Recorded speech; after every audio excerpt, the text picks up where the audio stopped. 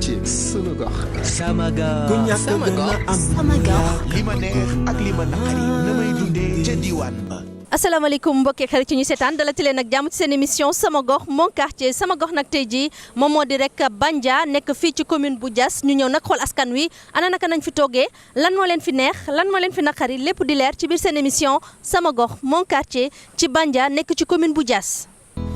sama gox. sama gox. sama gox. sama gox. sama gox. sama gox. sama gox. sama gox. mon quartier. ku xam gën di xam. sama gox mon quartier sama gox. sama gox sama gox. sama gox. li ma neex ak li ma naqari na may dundee ca diwaan ba.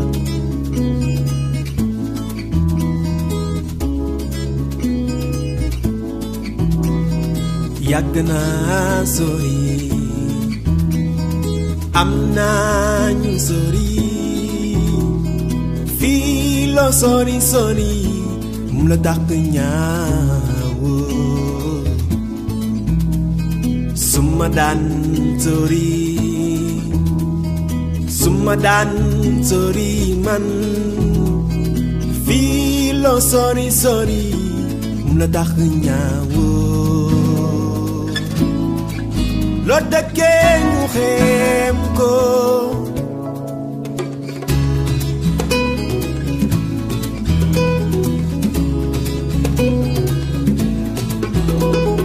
suma daan sori. village bi nga xam ne mooy village bu Bandia ñu ngi ko sos vers les années 1400 ñi ko sos ñu ngi jóge ci dëkk bi ñuy wax Sipan. C'est toujours dans la région de Thiès kenn ki ñu ngi koy wax Yagap Maam kenn ki Dak Waam kenn ki Joy Siir site bi nga xam ne fii la ñu sosee Bandia dëgg te ñett ñooñu ma la wax ñu jiite ko rawatina ki nga xam ne moom la ñuy wax Dak Waam Yagap Maam daf ci am benn garab bu mag bi ñuy wax baobab moo nekkoon ci bërëb ba mu am xam nga baobab li ci ëpp doole day am pax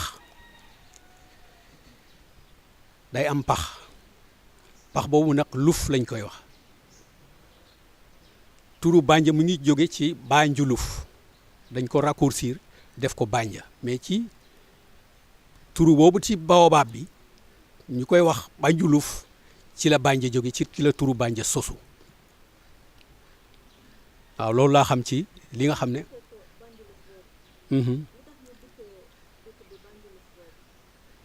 waaw xam nga loo gis rek lay cosaanu sosoom ca la ñuy référé wu rek pour tudde ko noonu maanaam ci loolu ci pax boobu nekk ci baobab bi te mu nekk ca site ba nga xam ne fa la ki ko sos fa la ko gisee looloo tax mu tudde ko noonu mu tudde ko Banjuluf séeréer yi ñoo fi ëpp ba léegi am na yeneen xeet yu fi ñëw nag mais séeréer yee fi ëpp ba léegi. ci diwaanu Bandia nag askan wi li ñu fa dul fàtte bokk na ci ñëwug Samba Lawbe Fall. mën nañu fàttaliku ñëw Samba Lawbe fii waaw xam nga Samba Lawbe daanaka ñoom ñoo fi nekk loon les colons ñoom ñoo daan jàpp nit ñi di leen jaay ñëwam bi mu mujjee ñëw Bandia fii dañ ko boycotté kenn teerewu ko daanaka sax ci la yàqee. ci la taxawee pour yàq Bandia parce que xam nga camp militaire amoon na fii ci Bandia mais ñàkk teeru waa Bandia ci ñëwam boobu daanaka ci la yàqee turu Bandia parce que booba nit ñi révolté wu nañu nee nañu dootuñu ànd ak koo xam ne day jóge biti di ñëw di ñu jéem a imposer loolu naal rappelé ni wax ko nekk na loo xam ne c'est sur le plan historique lu ñu war a fàttaliku la ci kaw. waa Bandia seen takkute ak seen taxawaay ci mën a bañ dara.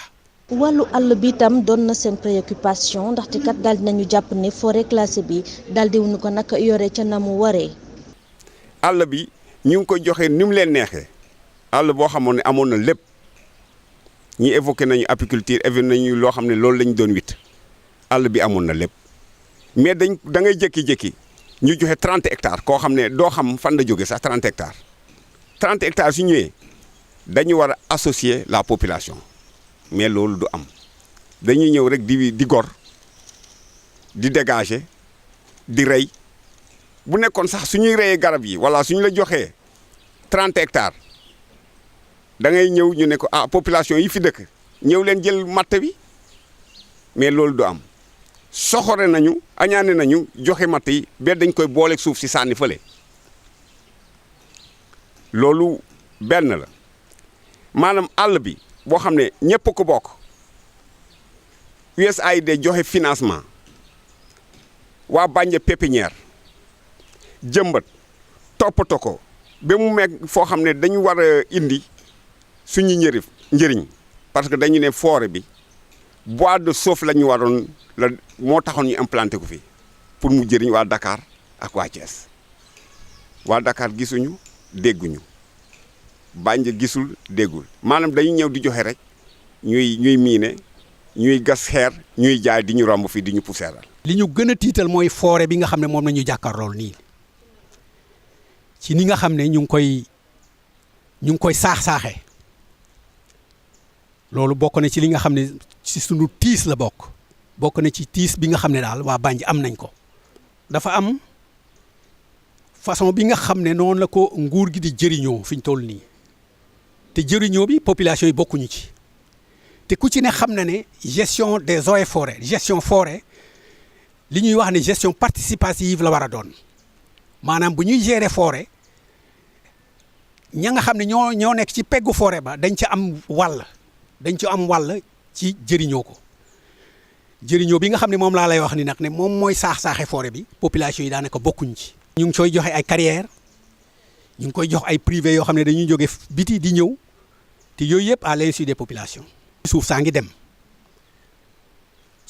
dem parce que promoteurs yi comme ñu ngi ñëw ñu ngi xoymet nit ñi ak xaalis nit ñaa ngi bazarder suuf si loolu jafe-jafe la man en tant que chef de village jafe-jafe la ci man lu ma metti la loo xam ne vraiment bu ma mënoon ñu mën a préserver li nga xam ne mooy sunu patrimoine muy suuf. loi moo leen ko may ci code forestier bi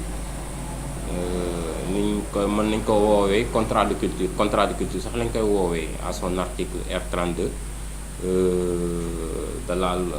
du décret 9864 du 20 février 1998 donc loi boobu noonu moom moo may population yi ñu mën a am pàcc maanaam pàkk ci biir forêt classée yi mën faa mbay moo xam ne ak conditions yoo xam ne yoon prévoir na ko waaye nag de population ñoom ñooy jóg directement dem ci service eaux et forêt bi maanaam ci collectivité locale collectivité territoriale maintenant moom mooy boot projet boobu noonu kenn ku ci nekk ci askanam daal di koy def benn këyit daal di koy solliciter service eaux et forêt ko defee service eaux et forêt daal di ko koy permettre avec quelques conditions. beneen noonu njàqare bu ñuy jànkonteel ci boobee forêt moo di nag carrière bi nga xamante ni saa su ne dañuy sànni seeni mine te bu ñu paree duñu nag daal di rembler waat bën ya bu ko defee garab yi mën faa jébbi. forêt bi moom comme ni ko ñëpp waxee daf fi nekk nga xam ne ñëppaa ci doon liggéey ba léegi desul jëriñu ay carrière rek la ñuy ñëw di ko dagg dañuy jékki-jékki ñu ne fii moom dagg nañ fi carrière. te carrière yooyu defe naa amu fi benn njëriñ amaluñu benn njëriñ carrière lu di ñu xëpp poussière kese di ñu indil ay feebar yooyu rek la fi carrière yi def kon dul ñaan ñun comme ni ko ñëpp waxee parce que am na ñun bu doon sunu sago ñu am luñ ci daggal ñu jël ko reboiser ko ay garab bu dee ay darkase lañ fay def ñu xam ne yii moom waa dëkk bee ko moom lii mooy seen njëriñ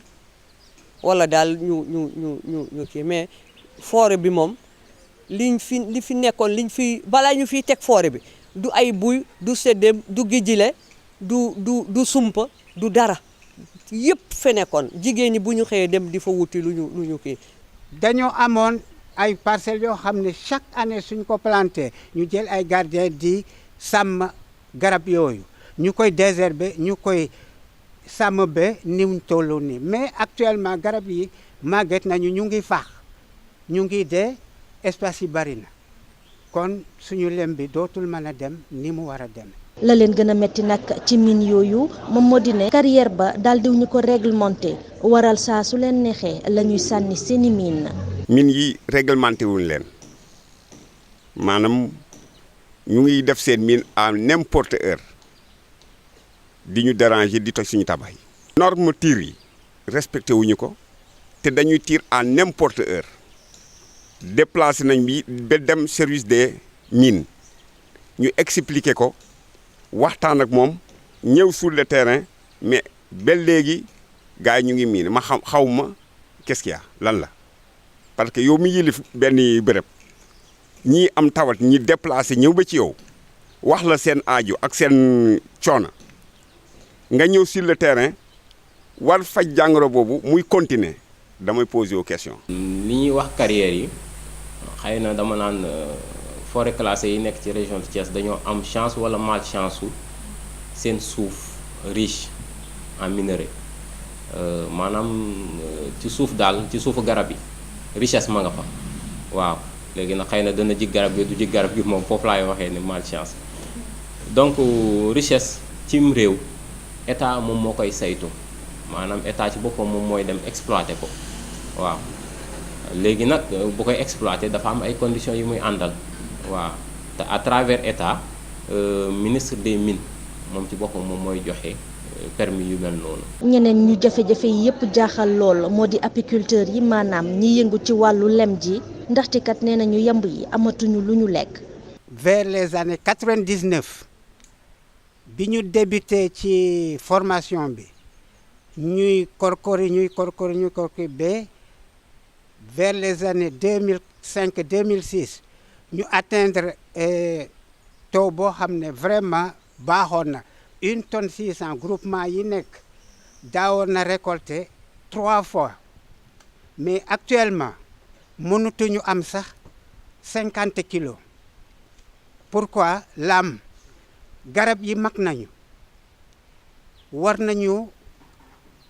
leen suuxat ñu wut yeneen garab yoo xam ne moom la ñu war a planter pour ñu mën a am yeneen garab yu bees garab yi nga xam ne moom la ñu planté woon en 1980 mag nañu magaay boo xam ne pour yamba yi jóge fii dem jëli tóor-tóor ca kaw su nekkee ne ngelaw bi bari na du ñu mën a accès normalement pour ñu mën a defar lem bu baax lem normal ñu ngi sàkku ndimbal ci ñoo xam ne ñi ñoo yore suuf si ñu affecté ñu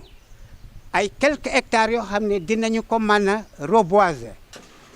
carrière yi ñoo doon poussière bi day ñëw tak ci xobu garab yi ak tóor-tóor yi ba ba kii bi ñu doon am production bi wàññeeku carrément ba ni ko Arouna Pouye waxee demoon na sax ba ay kilo rek la ñuy am léegi ba fi mu ne nii mën naa ne affaire lem sax bàyyi nañ ko ba fi mu ne nii jigéen ñëpp dem nañu ci affaire benn tool bu nekk fële jigéen ñëpp bu ñu xëyee dem di fa daani seen doole. pàcc bu ñuy woowee droit d'usage boo xam ne code bi ba tey moom moo ko prévoir may ko population yi nga xam ne dañoo dëkkee forêt classée yi ci lañ mën a dugg ci biir àll bi format 8 ba ci lem bi nga xam ne moom la mooy activité principale de génératrice de revenu ci village yi nga xam ne ñoom ñoo jege forêt classée bi dëgg la seeni rendement wàññeeku na waaw xëy na avis technique bi ma ci am modestement mooy garab yi dem nañ ba benn âge boo xam ne xaw nañoo màggetaay boo xam ne production de fleur bi day xaw a wàññeeku ak production feuilles yi ba tax na yamb yooyu noonu nga xam ne dañuy dem jëlee ko ca fleur yi di defar lem bi day néew waaw comme lee day néew kon c'est normal que tamit lem bi ñu ci doon am daal di wàññeeku d'année en année loolu tamit bokk na ci waaye nag pour atténuer loolu tamit dañuy delluwaat tamit ci plan de gestion environnementale et sociale bi moo cité tantôt bu fekkee normes yi nga xam ne moom la plan boobu noonu prévoir yëpp danañ fexe ba nga xam ne pollution boobu noonu di indi loolu ca garab ya dana néew lool ba nga xam ne dinañ mën a am production bi ci bëgg daal. ñàkk ndox doon na nag loo xamante ni askanu Bandia ñu ngi koy jànkonteel fii ci dëkk bi. Bandia ni population bi bari na léegi dañu am problème mu ndox bi ñu suñu amoon ñun dañuy ñaan comme ni ñuy maye nit ñi ay château d'eau ay forage ñu may noonu parce que ñu ngi près de Thiès soriwuñu Thiès soriwuñu Dakar triangle boobu ci la ñu dëkk waruñu am problème mu ndox waaw waruñu am problème ndox parce que yu ñuy naan ñun dañuy mar yu ñuy naan ndox bu ñuy naan moom lañu soxla parce que am nañu benn zone boo xam ne jox nañu benn forage mais c'est limité da ngay naan ñetti fan am juróomi fan boo xam ne da ngay am problème ndox dañu bëggoon loolu bu nekkee état mën na ko daggal mu dakk parce que ci dëkk bi la ñu bokk li mu ciy bëgg a doy li mooy bu nekkee mën naa citer nommément dama koy citer parce que dem nañu seeti ancien ministre des mines ñu waxtaan ak moom mu ne les 200 forages yu ñu affecté Sénégal Bandia ci la bokk ñu ne kon waxal lu wóor mu téléphoné action ci ñun mu ne bokk nañ ci depuis lors gisuñu forage depuis lors gisuñu château d'eau loolu métti nañ trop maanaam tiir yi day yëngal suuf si day trembler suuf si muy xar suñu bâtiment ndox duñu ko am parce que yëngu-yëngu suuf si dafay sori ci nab bi ba ñun dañu am problème mu ndox te mine yi moo ko causé loolu ci effet mine yi la. wàllu wér-gi-yaram itam gis nañ ni am nañ ci jafe-jafe la ko gën a taral nag di carrière yooyu ñu doon wax sànq ndaxte tey ji ñu ci bëri lu jëm ci wàllu tuberculose mi ngi dal ci seen kaw. wér-gu-yaram nag fii si Sénégal soo koy wax dafa am ñu mu laal jaboot la laal jaboot mooy kan mooy jigéen mooy doom kii mooy ëmb mooy imbi mooy yar góor di soog a tegu góor ñi soog a ñëw. Acte 3 bu décentralisation dafa transférer compétences yu bari vers les communautés territoriales les collectivités territoriales santé ci la bokk wér-gu-yaram su amul ci gox dara mënu faa dox ci am réew sax laay wax ci àddina si ku wérul doo mën a lekk ku wérul doo mën a liggéey xalaat sax doo ko mën kon wér-gu-yaram c'est la base ci fondamentaux yi yore nation ci la bokk. dañuy miner à ciel ouvert maanaam mine yi dañuy miner ñu dem ci kaw poussière boobu day yéeg ci kaw daanu ci askan bi di la indil jafe-jafe moo tax ma ne jafe-jafe mine yi loolu la. poussière bi mine bi en même temps aussi bi ñuy miner day am ay fissures par rapport ak les bâtiments loolu jafe-jafe la une fois benn jour wax naa ko bi ñuy def fii benn audience ma ne leen bu ñu mënoon di wax carrière yi au moins ñu dimbale ñu rek même bu ñu joxewul dara comme xaalis mais nañuy wër ci koñ yi ou bien ci tali bi fu ñuy jaar pour ñuy arroser chaque matin population mën a am kii bu baax nooy bu baax parce que poussière vraiment dafa bëri torop surtout boo xoolee fële à l'entrée du village il y a beaucoup de poussière alors que poussière boobu noonu andi na ay problèmes yi nga xamante ne comme la tuberculose mi ngi fii di circuler. Le calcaire quand il est broyé par les machines dégage de la poussière boobu dafay naaw au gré du vent soo ko inhalé dafay tag ça donne naissance à des pathologies. La route là école bi dafa sës ci yoon bi camions yi jóge ci carrières yi ñii dañuy transporter sable ñii dañuy transporter béton ñii transporter sable seen plateforme des fois plateforme yàqu la sable bi ñuy yeb balaa ñuy egg si ñëpp day fekk mu turu ci yoon yëpp. ci biir étude d'impact environnemental boobu noonu njeexital ga danañ tënk benn kayit bu ñuy wax plan de gestion environnementale et sociale boo xam ne direction de l'environnement ak bras technique am muy division régionale de l'environnement ñoom ci seen bopp ñoom ñooy maître d'œuvre yi waaye nag ci biir plan boobu noonu am na comité bu ñu formé bu koy saytu donte direction de l'environnement moo nekk ci kaw it yeneen service technique dañ leen ciy impliqué donc ñooñu ñoo war a saytu ak population yi engagement yooyu ñu joxe woon ci ndax danañ miner wala duñ miner ban heure la ñu miner wala ban heure lañ duñ miner ndaxte poussière bi buy jóg nii nañ ko war a saytoo ak nangam ak nangam ak nangam. wàllu jumtuwaay itam ñoom ñi yëngatu ci wàllu santé am nañ ci jafe-jafe ndaxte kat daal dinañu gis ne matériel bi matewul waaye itam remboursement wu semi yi daal dina taggatémbe. bu ñu ubbee case ba léegi am na 2 ans mais ba léegi am nañ problème matériel ba léegi dafa manqué en même temps aussi soins de qualité bi dafa des parce que fii nii dañu ne case de santé mais boo xoolee structure la parce que boo duggee ci biir bâtiment bi mot na case wala mu mot sax centre de santé parce que y a 2 bâtiments yi ñu ngi nii bii nii ak beneen bi bu ñi nga xamante ne dañ koo construire mu nekk comme maternité mais puisque dañoo am jafe-jafe fii nii y a des fissures y a problème de toiture et autres finalement ñu déménager dem ci maternité bi pour andi meilleure qualité soin de qualité meilleure voilà loolu moo taxoon vraiment pour ñu gën ñoo dimbale voilà à travers la commune ñu gën ñoo yokk ci matériel en même temps aussi maternité bi ñu gën kaa renforcer pour ñu mun a def ay accouchement normal parce que boo xoolee fii accouchement bi démarré guñ ko parce que amuñu matériel. li wàllu infirmière ak sage-femme formé tuñ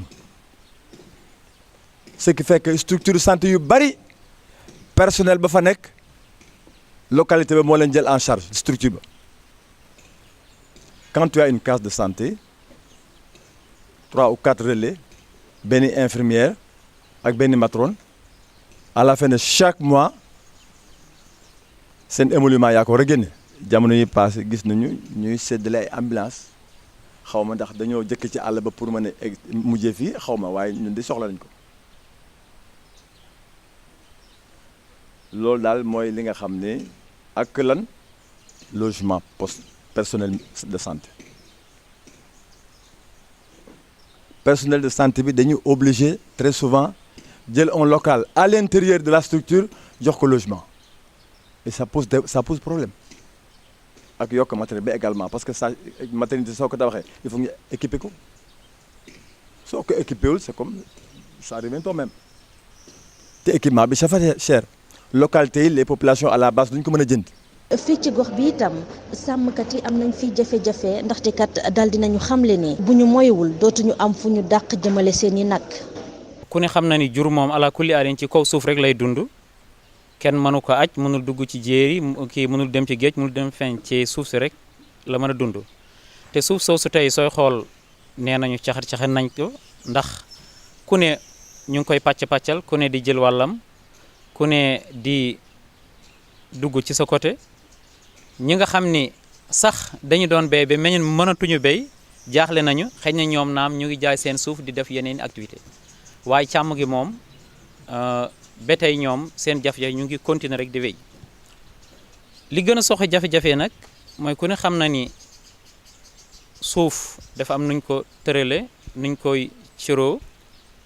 mooy dafa am fu ñuy dëkke am fu ñuy béyee am fu ñuy sàmme te li gën a bari surtout suñu communes yi nga xam ni yi wër arrondissement bi dafa mel ni lu bari dañ ko farataal waaye càmm moom dafa mel ni dañ ko wàcc gennaaw dañ ko fàtte lu bari depuis lu yàgg ba tax na ni